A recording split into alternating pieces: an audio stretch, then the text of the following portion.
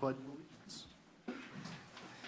Pledge allegiance to the flag of the United States of America and to the republic for which it stands, one nation, under God, indivisible, with liberty and justice for all. any changes to the agenda? If anyone has? None by staff. Motion to approve the agenda. Second. Motion by Josh, second by Amanda. All in favor? Aye. Aye. Agenda is adopted. We have a presentation.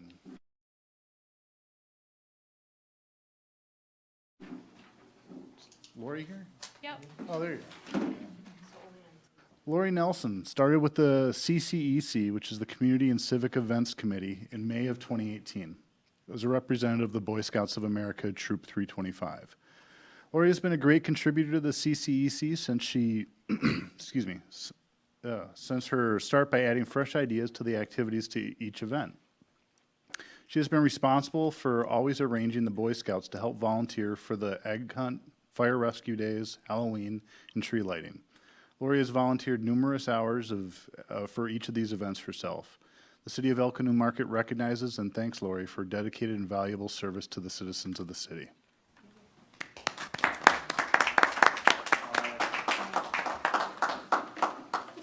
Thank you, Lori. We're going to miss you. Thank you very much. Oh, you have to get your picture taken. Oh, I have to get my picture taken. Okay.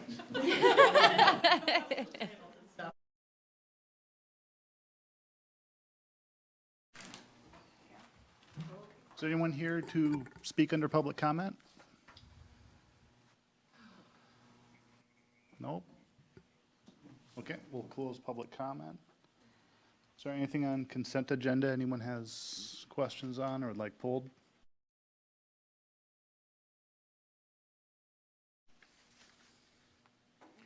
Motion to approve consent agenda. Second. Motion by Josh, second by Amanda. All in favor? Aye. Aye. Consent passes. We have no public hearings, so general business, we have one item, the water supply plan update.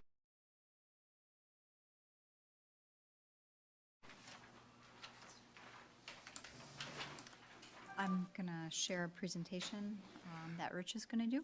We'll just look at the first two slides. I did get submitted questions, so I prepared a response to those. That does not mean I wouldn't respond to other questions that come up during this discussion. And I just wanted to touch on what I called the preamble for you to keep in mind as you enter into discussion about the water supply plan. If you want to bring up the next slide, please. So these responses that I'm recommending in the water supply plan are based on known information or information that can be reasonably anticipated to occur or not occur, and that are based on conclusions from professional studies, submitted applications, or council decisions currently under consideration. My intention was to avoid any supposition or guessing unless it's required to respond directly to the template. So population projections, future water demand. You could call it a guess. It's our best guess based on data, but it's a future thing that can't be really known. However, that doesn't mean that we can't revise the plan as new information becomes available, or that new information won't be gathered as part of required or opportune studies. For example, a pump test or whatever may yield information that makes us want to make changes later, either way. And the water supply plan, keep in mind, will be revisited again and again, at least every 10 years, but also probably with any significant changes in your water use or infrastructure. Sometimes updates are required for that, and the council can always choose to update even annually. I know some cities do that. So those are kind of my starting point. You noticed a lengthy memo in your packets explaining each table and each narrative. We decided to prepare that given the amount of interest that was being seen in the supply plan. And I also decided that I would dig in personally and make those responses, so that's why I'm here to answer the questions, and we didn't bring in subject matter experts. The idea is that if I can't interpret what they've told us and convey it to you in the plan, then more work is probably needed. So I'll take any questions you care to send my way at this point. Council, anyone have any questions? We've reviewed this quite a lot, and we've made a number of changes, but And I don't know, were you going to go through any of the submitted questions, or? My intention was to let you ask them. Okay. And I'm then happy to. respond No, one no, by yeah, one. yeah. Does that work for you? Go ahead. guys? Okay. And I'll preface all of this by, or first state just, how appreciative I am of you and the team for going through this and continuing to, put up with or go through these questions and make the recommended changes, or just at least have a discussion. So I've appreciated that process, and because I am probably one of the dumbest ones in this room about some of this stuff. So thank you. I just wanted to say that right off the bat. So specifically in these questions I sent over to Tom and Rich earlier, page 13, table 6. This one talks about not having dedicated emergency power sources as backups. Should we consider that, like we do for whatever we have the generators for, pumping the water out? I mean, should we consider something like this, or start to build into our capital outlay or some planning piece? Yeah. Next slide, please. The answer in the water supply plan is correct. It is no to Elko's well 2 and 3 do not have. But the answer to your question is yes, and we are recommending that we add generation when we bring forward the proposed 2024 well. As we move further through this process, our plan was to include generation at least one of the existing Elko wells.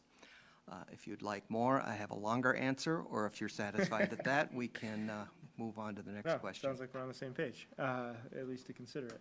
So the next one was on page 14 of the water supply plan. This was in regards to New Market Well 3. Should we consider, regardless of kind of the reactive nature of how the plan lays it out, of being able to turn it on? And it sounds like with the recent update too, it'll only take a day or two to actually prep it and get it ready. Is that something like we would want to consider doing even more proactively, to have it on the ready and do that day or two of work now? And if we did, or part of that consideration, would that be to offset some of the costs to adding new wells in the future? Is it cheaper to do that versus some other thing? Advance 2 slides, please.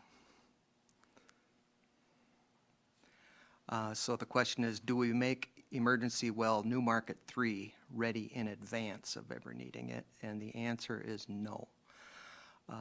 The setup that would be needed involves putting in some chlorine and fluoride tanks for storage, getting the chemicals in there, adding feed pumps. That doesn't take long to do, but once they're there, if they're not used, they kind of turn to crud. So you need to use them and maintain them, and we just don't think it's worth doing that up front and trying to, for a well that has a very low probability of being needed. It'll get lower if we add a well next year for the firm's capacity. That's not part of the agenda, but that's in the CIP. And it's also, we don't want to, unless we absolutely have to, introduce untreated water into the system. And so that a little bit relates to the last part of your question, which actually wasn't in, so I don't, but I do have a response. So we can't just use this water. We would have to pipe it to the water treatment plant to treat it. The cost to pipe it from where it is to the plant is probably equal to or greater than a new well, but the bigger problem is, where do you run the pipe? We don't have the right-of-way. If we acquire the right-of-way, where do we acquire it so that it's not going to be an obstacle to future development?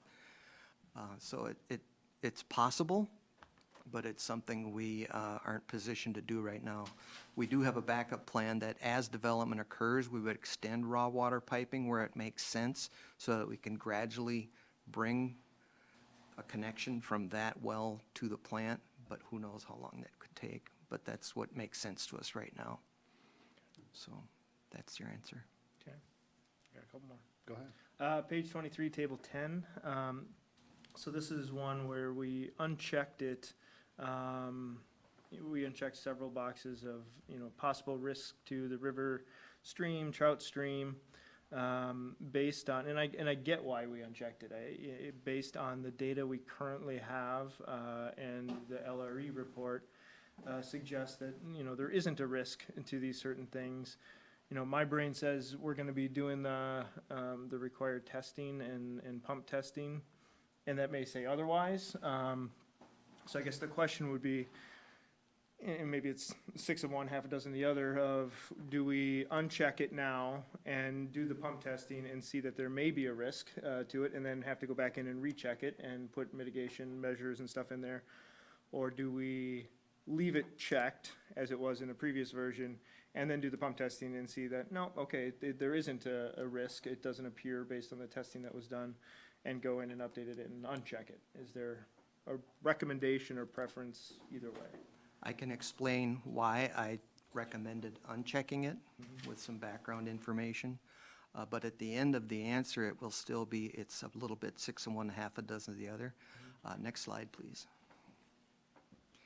So boxes are recommended to be checked only if the city feels there's a reasonable potential for impact based on what we know to be true right now. We find no reason to expect rivers, streams, lakes, or wetlands within 5 miles of the wells would be affected by pumping in Elko New Market. I can explain more. No, but, and so a couple pieces in there jump out at me. There's the reasonable potential, so that's where I could, maybe lean towards the, let's keep it checked, because there's a reasonable potential in my brain that it could impact it. Now, that's probably varying degrees of opinion, and I'm not an expert, so. But then that 5 miles, that's in a variety of different sections of this. So maybe they're. That comes, But that is a very set thing, that this is what we should be focusing our water supply plan on, is the 5 mile piece. yeah, that's a little bit arbitrary, but there's some background to it. So for one thing, right in the DNR's table under trout streams, 5 miles is one of the criteria that they offer that cities might use to decide whether or not there's a risk. But it also happens to be about the distance, that's actually a little further. If you go to the next slide. And I know you've seen this before, it's confusing and boring, but it does tell the story pretty well, if you bear with me. I was actually starting to understand this as I stared at it. Yes. I'm starting to get it. So if we start at the top and work down, you see a jagged black line. That represents, although in a very distorted way, the ground surface from roughly the Elko New Market area, where I've highlighted the 3 Elko New Market production wells in blue. The wells are represented by a straight up and down black line that goes from the surface down to what looks like blue bricks, and further down looks to what looks like sandstone, which is what it is, down to the bottom of the Jordan and Prairie du Chien aquifer system. And that ground surface follows generally roughly the Vermilion River watershed, the Vermilion River down to the Lakeville area where the ground starts to go back up again. So you can see the ground, we're quite a bit higher in Elko New Market. If you look at the numbers on the left, they're hard to read, but we're in that 1140, 1160 range versus over where the watershed is at its lowest, at least on this graph, in roughly the 900, if I'm reading that right, 960 elevation range. So that's the ground surface. I'll ignore for now, there's some yellower stuff, and the white stuff is the ground that's underneath us, that our buildings and roads are built on, which is basically a very thick layer of what they call till on the map, but it's a clay-like, very non-porous material. The yellow stuff further to the east is more sand and gravel. Then below that thick white layer, there's the blue bricks and the yellow sandstone. That represents the surface of the aquifer that we all tap into for our water supply in this area. The aquifer, as you might recall, is what they call a confined aquifer. That means more water wants to be in the blue and yellow than can fit. And so it's under pressure. And if you poke a hole in it, water will rise to roughly that dark blue line that runs horizontally across the middle of the graph. So when we dig a well in Elko New Market, for example, we have to drill through all the white layer down into the blue. Now, because we have larger production wells, we go all the way through, but once you hit that blue layer with enough, water will rise in your pipe up to about that blue line. That's the water table, the pressure head. So what's going on here is that the city and the lakes and wetlands and rivers right around us, within about a 5-mile radius, are well above that blue line. So even if our soil wasn't clay, it was sand, and water could move freely through it, all our rivers and lakes would drain down to the aquifer rather than the aquifer draining up into us. That water has no way to get up there other than being pumped. So we've got gravity on the side of not having our wells interfere with surface waters, but we also have that very thick layer of clay. So would our response, would a response to this then be different if we were drilling over in this Absolutely, area? absolutely. Right. Yep. And how far away is this? I mean, can you put that in perspective? So I've got a green dimension that runs horizontally that says 5.2 miles. That's roughly to the point from Elko New Market's well 4 to where the ground surface and the water table approximately intersect. I mean, it's So the you don't blue line pinpoint is that about exactly. 5 miles? It's a little over it's 5.2 miles scaled on a map as the crow flies, which is, of course, how the water's going to travel underground. So, yes, if we were in a different position, either lower elevation or especially where the water table and the ground surface intersect, I'd be much more concerned about potential impact. Now, that doesn't mean that they're not hydraulically disconnected. They could be. We can't know that for sure, and pump testing will attempt to address that, but based on just the geology and the geography that we see here, we think it's unlikely that our pumping would impact anything on the surface in this area. And so that's why I'm recommending not checking it. And that's based on LRE's report. So so that's fine. I mean, that helps, thank you. And I'm Go ahead. totally okay shutting up. But, so the pump testing, you said, will test to see, or as the test is designed by whomever it's designed by, will test for any of that hydrologically connectedness or lack thereof. To the extent possible. I mean, you can't test everything, but you try to find representative locations, wells, for example, that are in a shallow surface aquifer, or even driving some sort of a small well near the river, drive it down to where it's wet and put a gauge on that and monitor it during the pump test to see if there's any fluctuation that would indicate a connection between your pumping and the hydrostatic pressure at that location. So yeah, I would venture there will be some effort to check that out. Mm-hmm. Not that every pocket is connected, but you look for what you can that's reasonably close. So not in an effort to screw up your slide deck, but I'm going to skip one question and go to the next one because Oh, I think it's geez. kind of connected. It was page 38, table 22. So, and it's where we unchecked the surface water level or water flows. Yep. And saying that there may not be a potential risk. My same comments applied. It's, should we wait until we get the testing and adjust either way or whatever? And my response was going to be to refer you back to this section because the phenomenon is the same. And so, and you said it kind of in the beginning piece, that we can update pieces as new information is gathered. You know, Absolutely, gathered yep. through the pump test.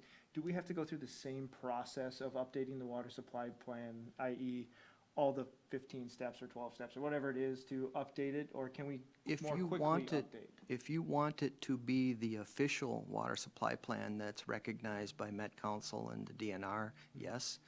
If you want it to be your version that you're using for planning and decision-making guidance, you could just make that submittal less frequently, you know, when you're required to, or when there's enough change that you want to go through that process.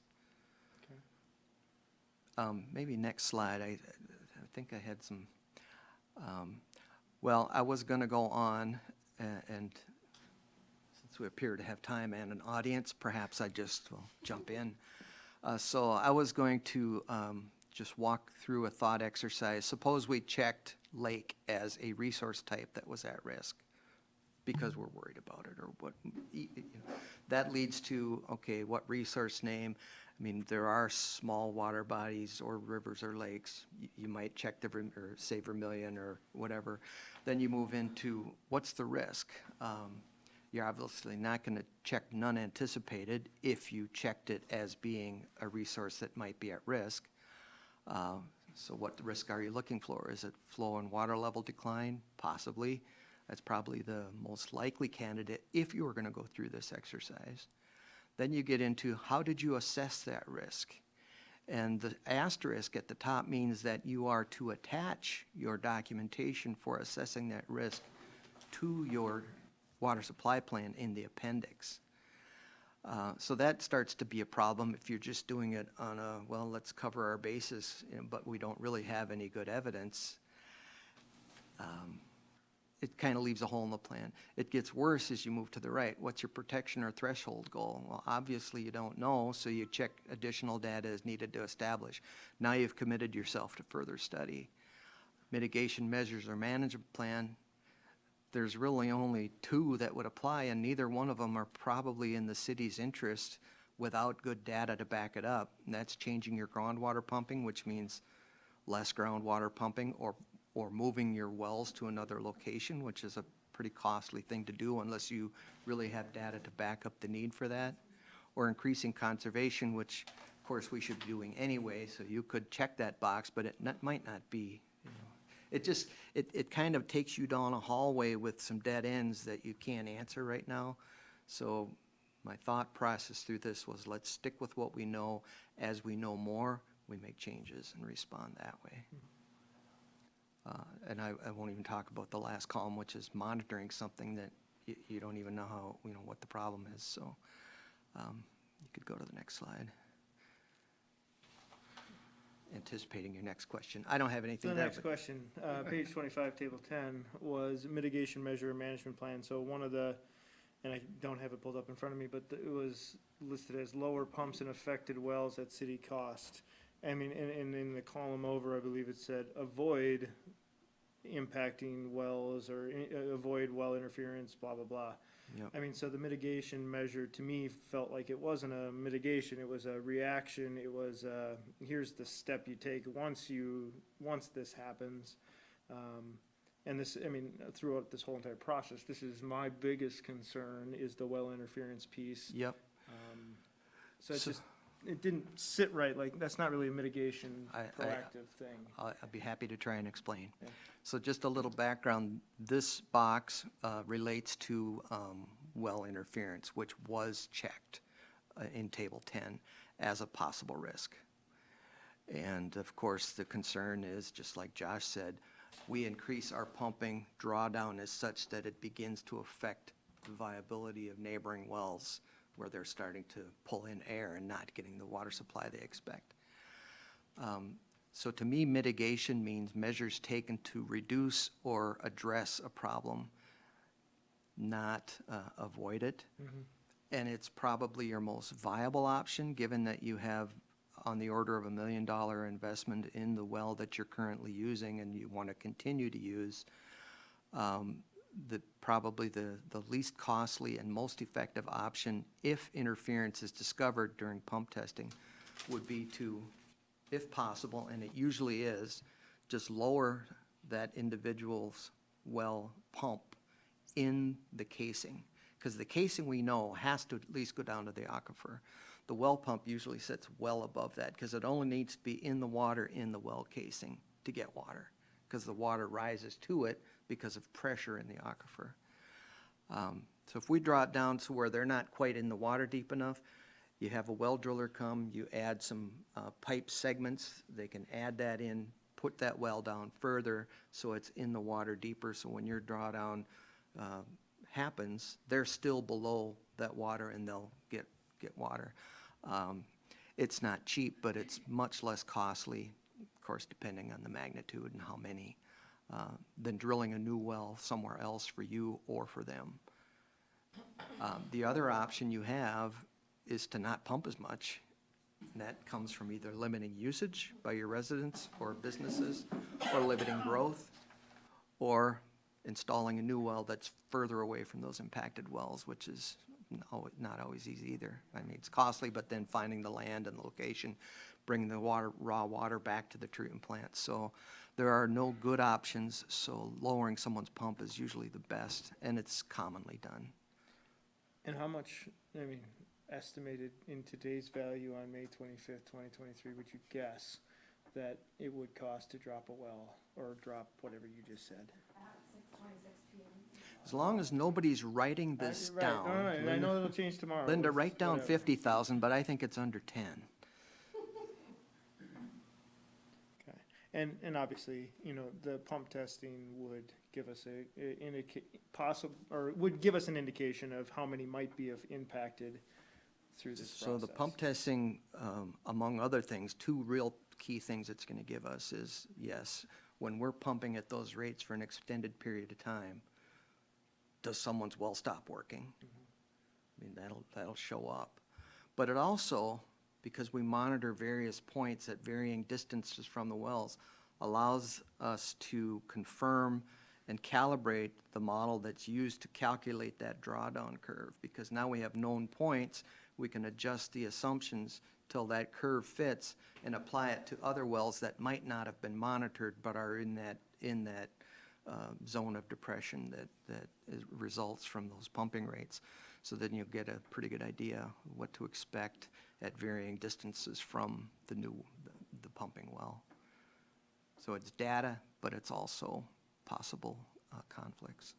So is everybody that could potentially be affected during testing made aware of the pump testing plan? It's not always practical to notify everybody. It's surprising how many wells you don't really know are there, or if their home is occupied, or it's an abandoned farmstead. But yes, we are already, Renee's been working to identify different wells that we might use both to either monitor for impacts during the pump test, or possibly even to use as a shallow well that might be in one of those sand and gravel aquifers near the surface to check that whether the aquifers are interconnected, but also to potentially reach out and advise them. But I'm sure we'll also do other means of outreach with Facebook and so forth to publicize this is going on. But we're going to probably end up with a range that goes quite a distance. We don't expect impacts, really even, I mean, the closest wells are a third of a mile away. There may be no noticeable impacts at those wells because their pump is low enough that the drawdown is still above where they are. My last question, page 43, table 26. Would we be open to, or maybe there's rationale why first before I say that, but my brain went to deleting for non-significant user, and this is in relation to the tiered block rates or the block rates increasing. Yep. So if we would be open to keeping the language that's in there, but delete the for non-significant user, Next slide, please. so that we have the flexibility in the future, because we talked about we didn't want to be put in a box, or Yep. put future councils in a box. So this particular table is listing all the city's methods it plans to use for reducing non-residential demand. So this is commercial, industrial, institutional, firefighting, stuff that's not single family or apartments.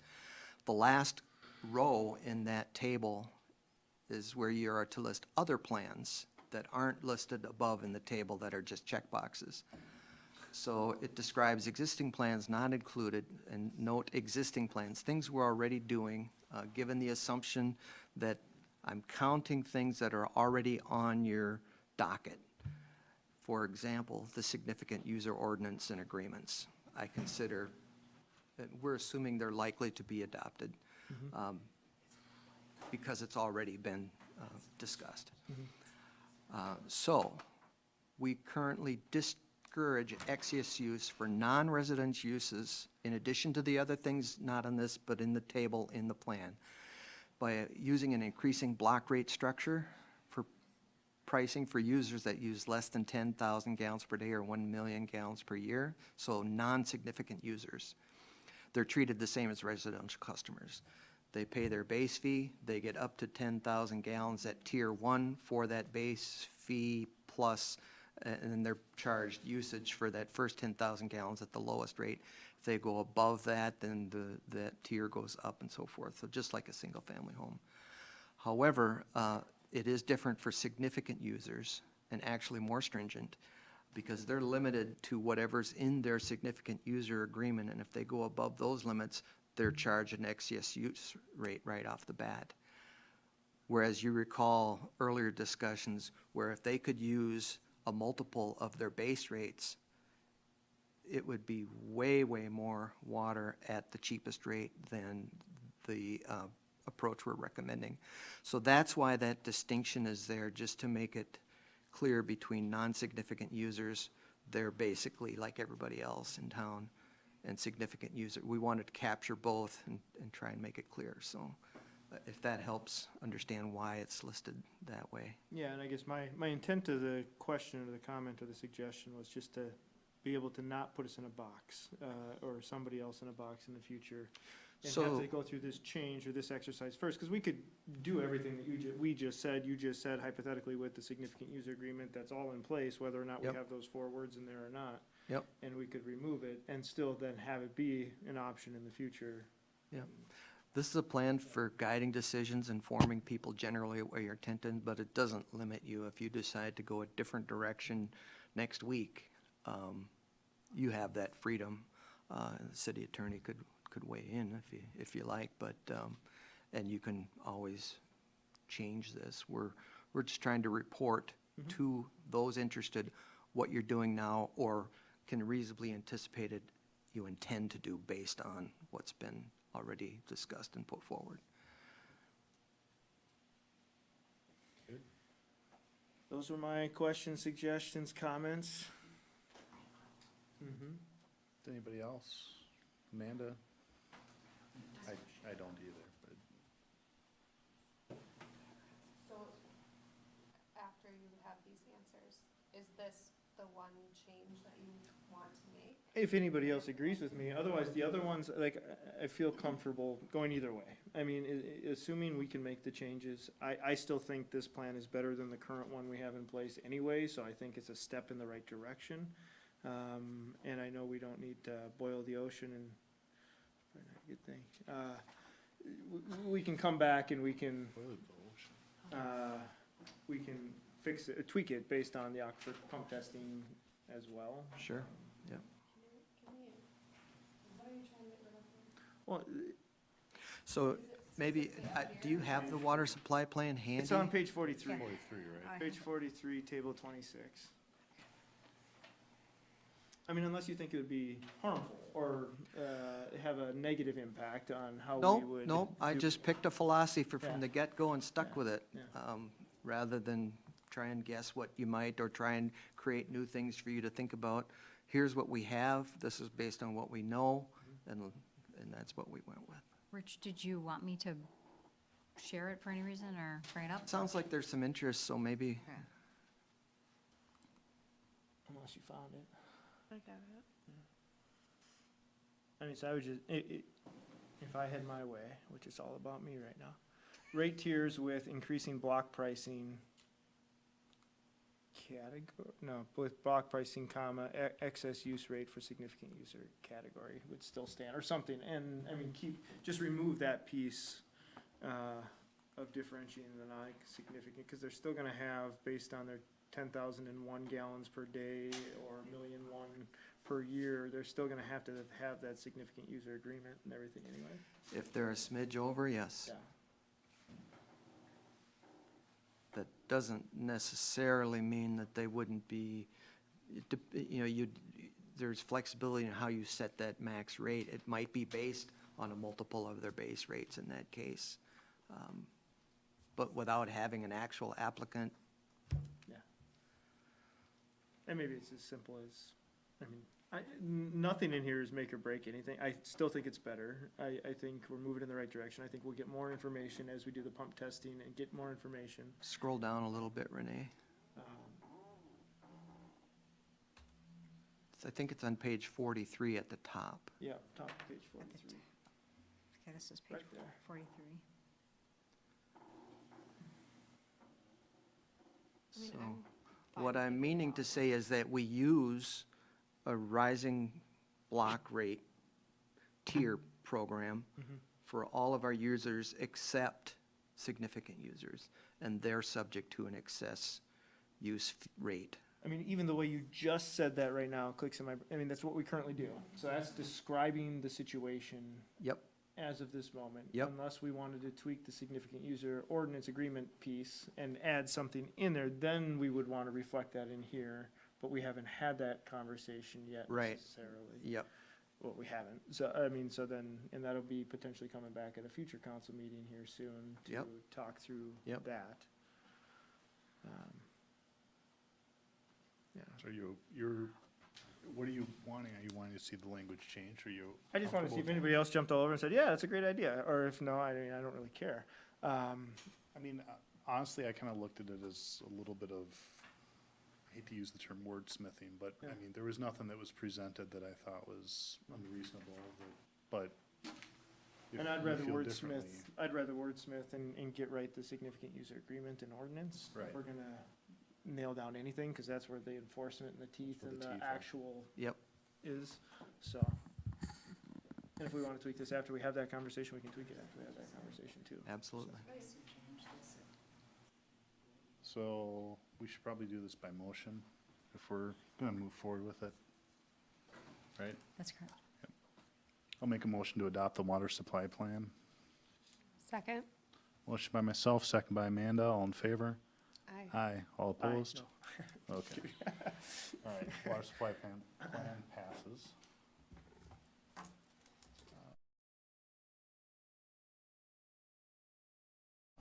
We're missing Tom, but is there anything from administration to pass on?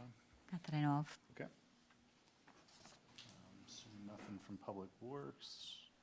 Police? Any questions? Comments?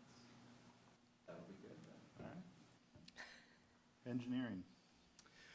Tom asked me to give you an update on the water appropriation permit, since he couldn't be here, and these are largely his conversations, but I'm aware of what's been going on, so and you may be aware of some of it, but for those interested, the DNR has determined that an aquifer test will be required.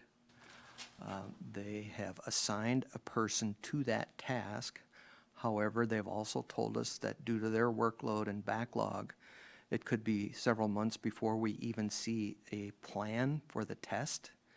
And once that's, adopted and agreed to by everybody, could be several more months before the test is performed and any analysis and reporting findings are done. So we conferred with LRE, who is our subconsultant for hydrogeology, Dave Hume, you've all met him. And he informed us that it is not uncommon for cities to prepare their own test pump plan with the help of professionals, that plan can be submitted to the DNR for review, and when they approve it, that becomes the plan. We have conferred with the DNR. They agreed with that it's happened before. They are comfortable with the city of Elko Newmarket using that approach, given their own backlog, of course, but also the reputation of LRE as a pretty recognized firm in that area. And staff has been directed to work with LRE to prepare maps of wells and pumping information from Corey and where we're going to go with the water and that type of thing. So we've been already working on putting together a test pump plan that will be led by LRE, and would expect to start seeing drafts coming to staff the next week or so, and then being submitted to the DNR for review.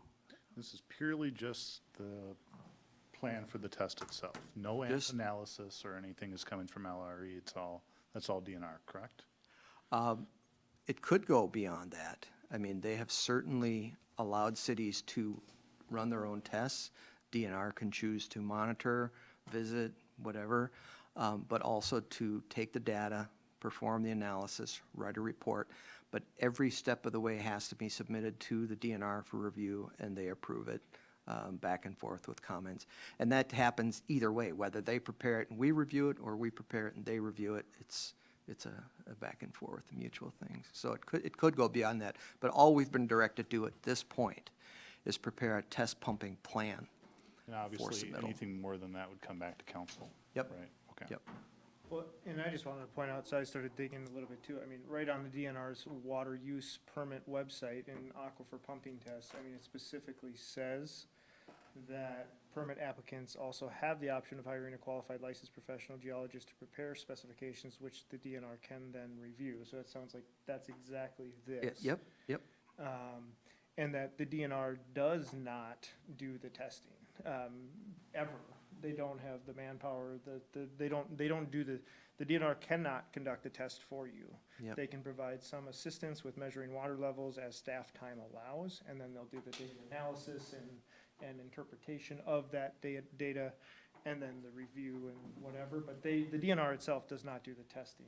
And I learned that as I Yep, was yep, kinda yep. looking through this. Yeah, no, it would be Corey and company, supported by consultants with data logging equipment to set up to make sure it's all recorded automatically and logged so that it can be downloaded to analyze. But there's a lot of background work Renee can tell you already, just finding these wells. Who owns them? How deep are they? We'd be doing that for the DNR just as well as we would for LRE, so it's not as separated as it might seem at first glance. What, and have we gotten any clarification on, and I know Tom has shared like the potential cost for this testing. You know, reading this too, again, further up in this DNR website, it says there's approximately 400 groundwater permit applications each year, and typically only 2 to 6 aquifer tests are ever required. I added the ever, are required each year. AKA the DNR never requires aquifer tests. Well, and that's where you may have heard early on that we anticipated a 60 to 90-day review of our appropriation permit, because it is not common. I mean, it's not unheard of, but usually you 99% don't. of the time they don't. They don't. Yeah. But with that said, you know, have we gotten any feedback of why the DNR is requiring the aquifer test? Not that I disagree, because I want to make sure we don't have any well interference issues, as it's my biggest issue or question. But do we know why? Is it because of a potential user? Have they, in their letter, or I would assume it's a formal thing that says, hey, Elko New Market water permit applicant, you must do aquifer testing because of blah, blah, blah. Is it because of the water amount? Is it because of a usage? Did they specify anything? I can only put myself in their shoes and imagine, because I don't know the So answer they directly. didn't give I- us a They letter. did not. Not that give I am us- aware of. no. No, there's been no paper letter. There's been a couple of emails, but I don't know that that has been identified. I would guess it has more to do with the magnitude and change of water, not the end users or where it's going.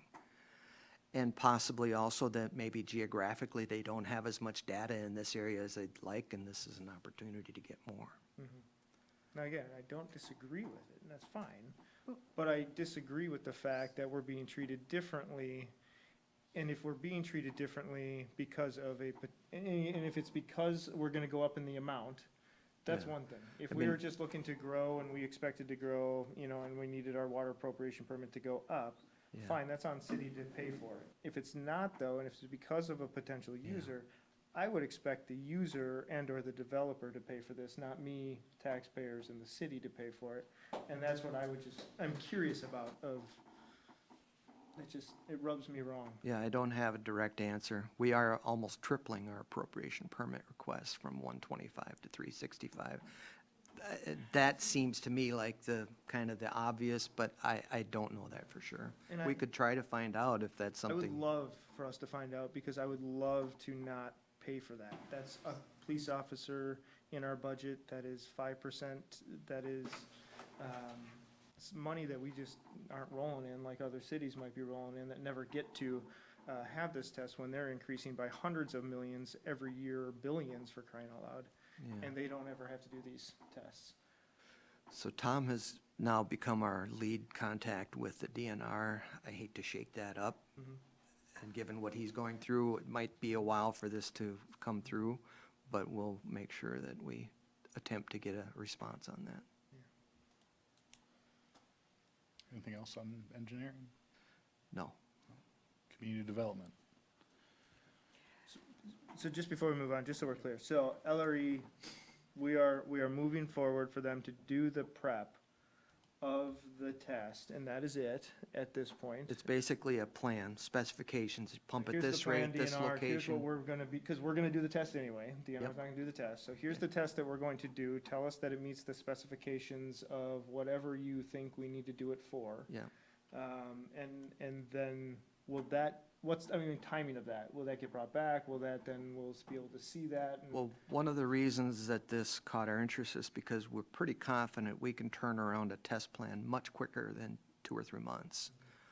It's more like 2 or 3 weeks.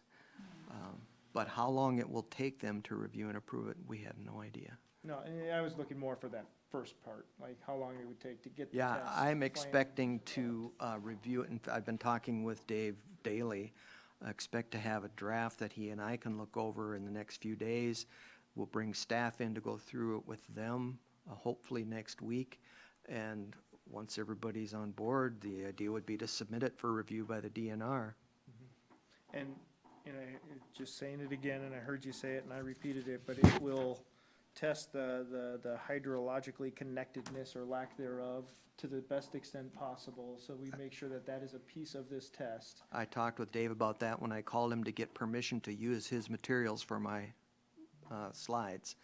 And we were talking about trying to find some shallow well aquifers in the area that we might be able to monitor.